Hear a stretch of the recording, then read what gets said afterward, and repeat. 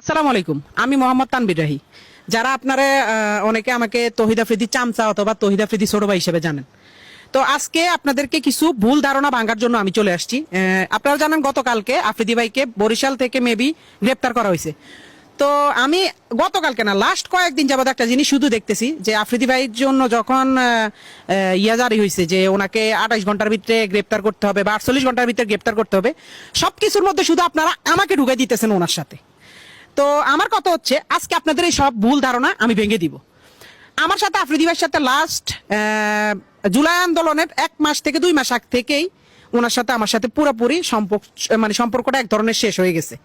তো সম্পর্ক শেষ হওয়ার পরে আমার সাথে ওনার সাথে ওরকম কোনো যোগাযোগ নাই। শুধু যোগাযোগ ওনার সাথে আমার সাথে জুলাই আন্দোলনের পরে উনি যখন বাংলাদেশে আসছে তখন 2বার ওনার সাথে যোগাযোগ হয়েছে।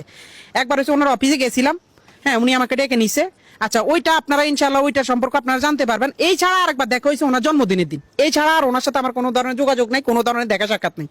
কিন্তু আজকে আমি নিউজ ফিডে ঢুকতে পারতেছি না। আমার পরিবারের উপরে চাপ আসতেছে, আমার উপরে বিভিন্ন ধরনের চাপ আসতেছে যে আমি নাকি তহিদ আফ্রিদিকে ধরাই দিছি পুলিশের কাছে, এবং উনি নাকি নোয়াখালীতে আমার বাড়িতে গেছে।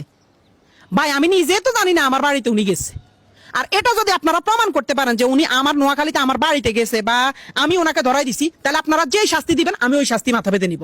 আর আরেকটা ছোট্ট বিষয় হচ্ছে, আমার বলতেই হবে, আমাদের তহিদ আফ্রিদি টিম মেম্বারে তো আমি একা ছিলাম না। আপনারা সবাই আমাকে নিয়ে পড়ে আছেন কেন ভাই? আমাদের টিম মেম্বারে তো আমি একা ছিলাম না, আরো 10 জন 15 জন আছে। তাদের নিয়ে কথা বলেন না কেন? সারাক্ষণ আমার নিয়ে পড়ে আছেন কেন? আমি তো এটা বুঝতেছি না।